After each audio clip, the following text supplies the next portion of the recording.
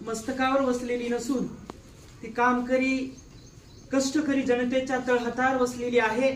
हा विज्ञानवादी दृष्टिकोन या महाराष्ट्राच्या मातीमध्ये पेरणारे व ज्यांच्या वाट्याला केवळ 1.5 दिवसाची शाळा आली, परंतु ज्यांच्या साहित्यावर अनेकांनी PhD लिहिली ते थोर साहित्यिक लोकशाहीर साहित्यरत्न अण्णाभाऊ साठे यांना सर्वप्रथम या जयंतीच्या निमित्तानं आपल्या सर्वांच्या साक्षीने विनम्र असं अभिवादन करतो।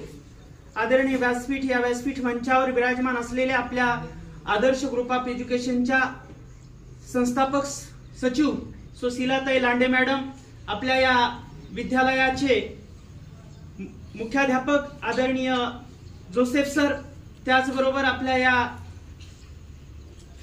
विद्यालयाचे vice principal sir Shinde sir आणि सर्वच माझे सर्व शिक्षक सहकारी बंधू आणि भगिनींनो, विद्यार्थी मित्रांनो, ज्या साजरी करत आहोत तो साहित्य विश्वातला एक तेजस्वी आणि तळपणारा सूर्य आहे।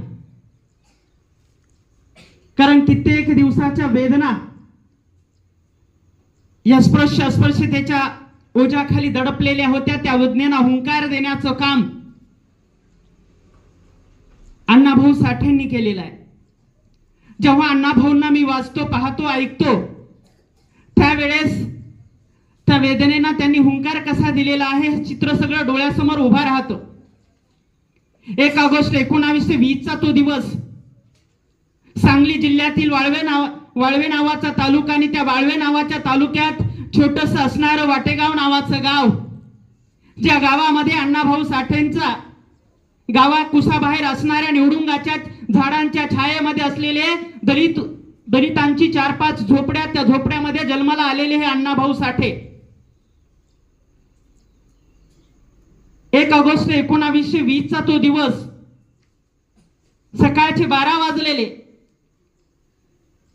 त्यावेळेस अण्णाभाऊंचे वडील भाऊराव यांच्या पत्नी त्यांनी एक गोंडस बाळाला जन्म दिला, परंतु आपण सभोवतालची परिस्थिती पाहिली तर मूल जन्माला आलं तर आईलाही आनंद होतो आणि बापाचा आनंद तर गगनात मावत नाही, परंतु त्या दिवशी भाऊंच्या चेहऱ्यावरती उदासीनता पसरलेली होती। गोंडस बाळ जन्माला आलं परंतु बाप उदास झालाय, तर का 8वा विश्व दारिद्र्य त्यांच्या 5वीला पुंजलेलं होतं।